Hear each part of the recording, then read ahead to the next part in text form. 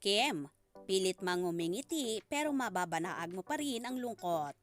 Miss nga ba niya si Sian?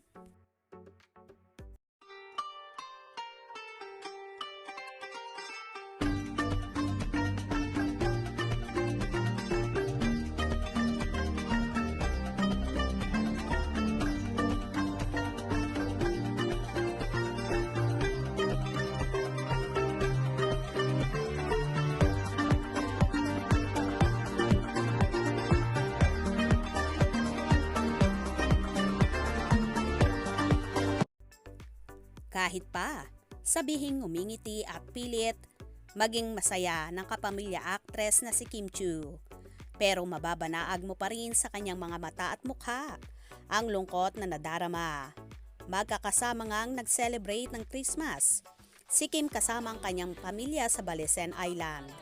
Nagbahagi nga ng short video ang actress sa kanyang Instagram kung saan ipinapakita niya ang choir na kumakanta na mga pamaskong awitin at mga ilang larawan na tanging caption niya ay Merry Christmas everyone! #Gift of Family.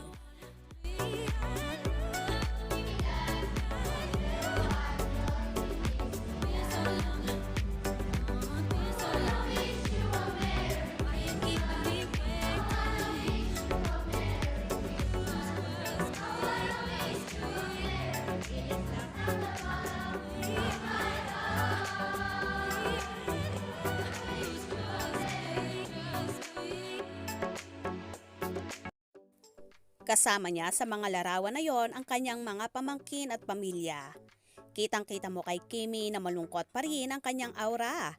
Miss kaya ba niya ang ex-nobyong si Sian Lim? First Christmas kasi ni Chinita Princess na wala ang nobyo.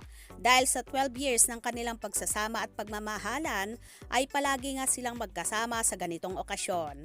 Kung hindi man sa ibang bansa sila naroroon, magkasama naman sila sa bahay ni Kimi o kaya naman ay sa bahay nila Sian. Kung sobrang lungkot nga ang nadarama ng actress ay ganon din naman ang actor-director.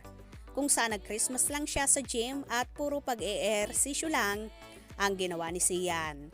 Na para bang wala siyang kagana-gana at talagang hindi niya gaanong ginunita ang Pasko ngayon. Dahil nga ba wala sa tabi niya si Chinita Princess? Nakakalungkot mang isipin na ang sanay Mary, ang Christmas nila pareho ay nauwi sa hiwalayan ang Kimsi. Kaya naman parehong naging malungkot ang Christmas nila. Kamakailan kasi bago humantong ang hiwalayan ay nabanggit pa ni Kim sa past interview sa kanya na malamang ay sa ibang bansa sila magse-celebrate ni Sian ng Pasko. At nabanggit niya pa na parang plano nilang bumalik sa Finland or France ngayong Christmas. Pero lahat ng yon ay nawalang parang bula at kaya naman hindi na sila nagka-celebrate ng Pasko na magkasama. So sad talaga ang pangyayaring ito sa lovebirds. Anyway, move forward na lang ang lahat at salubungin na lang natin ang taong 2024 na positibo sa buhay at may positibong pananaw. Kaya naman tumutok at wag na wag pahuhuli sa mga maiinit na kaganapan. Anong inyong magiging reaksyon sa bidyong ito? Comment below.